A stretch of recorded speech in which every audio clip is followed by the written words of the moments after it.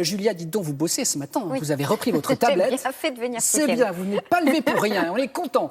On va être sérieux, triste actualité qui fait du bruit sur la toile, il s'agit des incendies en Sibérie. Oui, des incendies qui ravagent la Sibérie depuis plusieurs semaines déjà. On doit ces images à Greenpeace et au Nouvel Obs, qui les a repris, qui les a expliquées. Greenpeace a diffusé des images aériennes de ces forêts brûlées. On est sur les territoires de Krasnoyarsk. Alors j'essaie de le prononcer à la polonaise, mais du coup, on est en Sibérie, donc c'est probablement pas le bon accent. Selon l'ONG, c'est 13 millions d'hectares qui sont partis en fumée. Alors 13 millions d'hectares, ça ne nous parle pas beaucoup, mais vous voyez, on vient de le voir, c'est la taille de la Grèce, à peu près.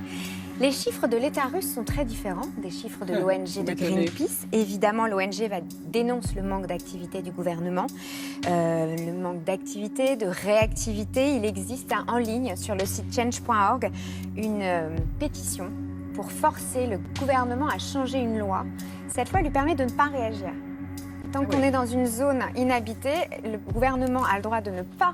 Donc là, en gros, on laisse brûler ? On laisse brûler tant que ça ne touche pas des habitations et tant que ça coûte trop cher à éteindre. Et donc, le site change.org a fait signer une pétition. Ils sont à plus de 1 million de signatures pour modifier cette loi, pour préserver les forêts de Sibérie, parce que ça ne concerne pas que la Sibérie. On est sur un problème d'ordre mondial parce que c'est une catastrophe climatique. Cette forêt, aujourd'hui, on en a besoin. Et c'est pour ça qu'on en parle ce matin. Waouh, ça fait peur. Oui.